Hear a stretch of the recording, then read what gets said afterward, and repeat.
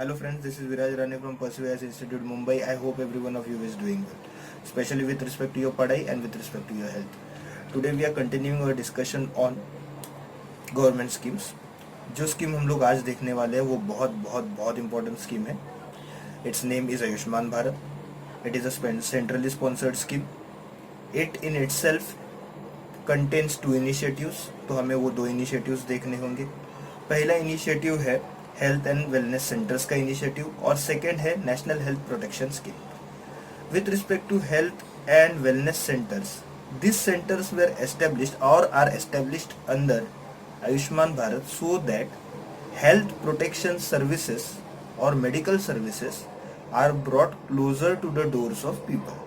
लोगों के घर के दरवाजों तक, क्योंकि हमें हेल्थ केयर पहुंचाना है, इसलिए हमने health and wellness centres open करना शुरू किया है और ओपन किए जा रहे हैं under Ayushman Bharat scheme. Now what are the health services जो प्रोवाइड किए जाएंगे हेल्थ एंड वेलनेस सेंटर्स में? तो the health services are related to pregnancy care and maternal health services, neonatal and infant health services, child health services, health services against chronic communicable diseases, health services against non-communicable diseases, health services for the maintenance or management of mental health and services for dental care. तो कौन कौन सी services है? I repeat, question इसमें से आ सकता है. Pregnancy and maternal health services, neonatal and infant health services, child health services, health services against chronic communicable diseases, health services against non-communicable diseases, management services for management of mental health and services for dental care. So these are the health services that will be provided in the health and wellness centers. The second initiative under Ayushman Bharat is National Health Protection Scheme, also known as प्रधानमंत्री जन आरोग्य योजना. प्रधानमंत्री जन आरोग्य योजना जो है वो दुनिया की सबसे बड़ी हेल्थ एश्योरेंस स्कीम है. प्रधानमंत्री जन आरोग्य योजना का कोर ऑब्जेक्टिव है to provide health cover of ₹5 lakh per family per year for secondary and tertiary hospitalisation. अगर सेकेंडरी एंड टर्शरी हॉस्पिटलाइजेशन की जरूरत पड़ती है तो एक पर्टिकुलर फैमिली को जो इस स्कीम का बेनिफिशियरी है उसे 5 लाख का हेल्थ कवर मिलेगा हर साल. ठीक है. Now this particular scheme in this particular scheme the beneficiaries will be identified through social and economic caste census of 2011.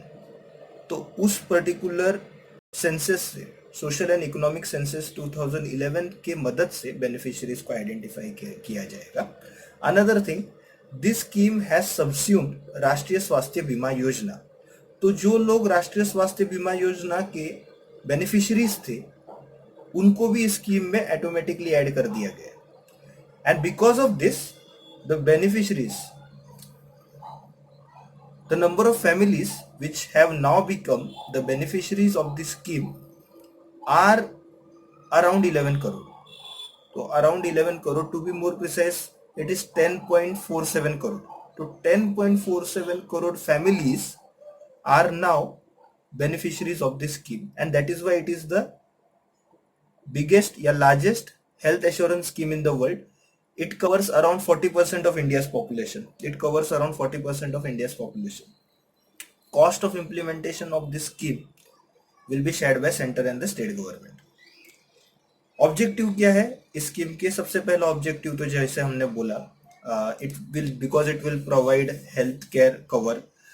तो उसके वजह से the expenditure burden on the poor families will be mitigated. Expenditure burden जो आता है medical treatment के time पे. Second, it will provide cashless facilities at the hospitals. For medical treatment. Third, it will also cover 3 days pre-hospitalization and 15 days post-hospitalization expenses. It will provide 3 days pre-hospitalization and 15 days post-hospitalization expenditure. ये याद रखना, otherwise statement में आएगा only hospitalisation expenditure, तो pre भी है और post hospitalisation expenditure भी कवर्ड है. Next, there is no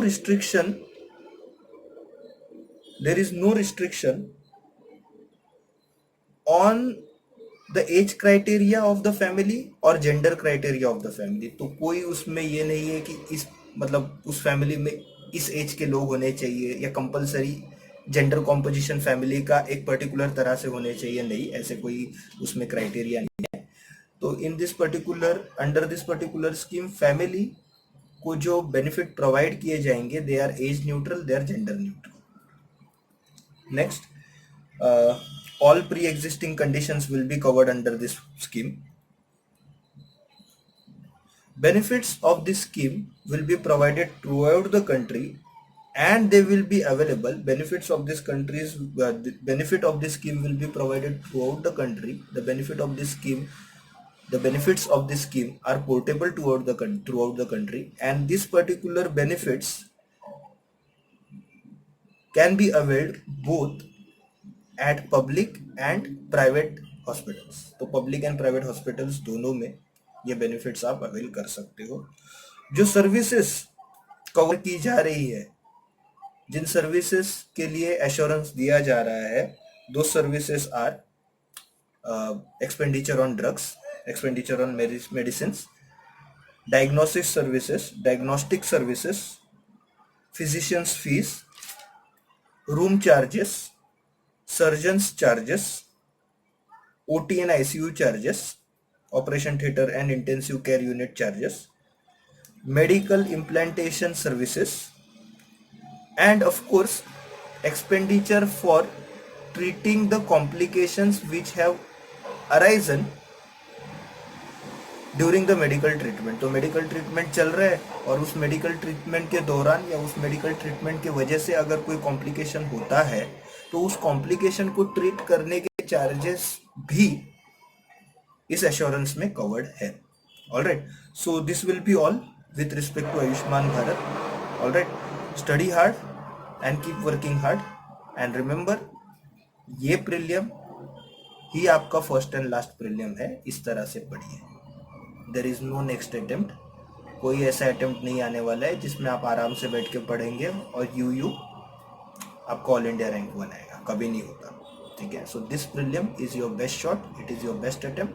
study in that fashion. All right, चलिए bye. Thanks for listening. Good.